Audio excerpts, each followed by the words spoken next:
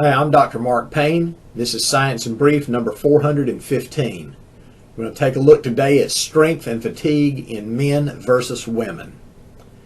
So the name of the study is a bit of a mouthful. It's the comparison of elbow flexor isokinetic peak torque and fatigue index between men and women of different training levels. So here are some of the key points.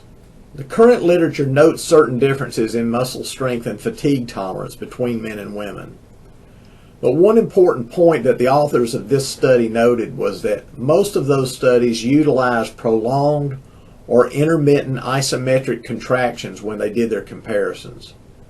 The authors stated, quote, "We are not aware of any comparison involving different training levels using dynamic muscle contractions."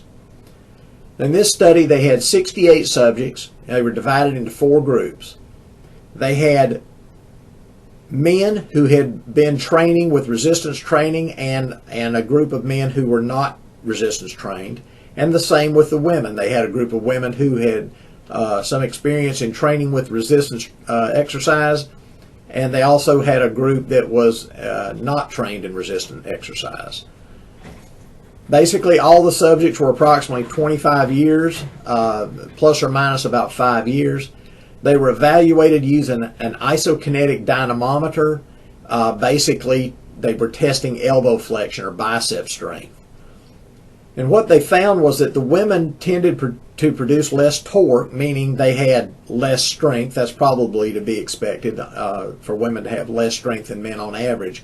But what was surprising about the study was that they had a higher fatigue tolerance than the men did who had a similar training status. So their view on this is, considering that women are showing to be more resistant to fatigue than men, women can manipulate their training variables in different ways than men might, such as including more repetitions at the same load, or maybe even using higher relative loads at the same numbers of repetitions. The take-home from this study is pretty straightforward. On average, women will not be able to produce as much peak torque as men, even if they have been similarly trained, but they are more resistant to fatigue. This information can be useful to you in dealing with your patients in designing better rehab programs for women. This paper was reviewed by Dr. Roger Coleman. I'm the editor and publisher, Dr. Mark R. Payne, and this is Science in Brief. A text copy of this review is available at our website, matlinmfg.com, and I've included the reference citations and links to the actual articles and abstract at the end of the video. Thank you very much.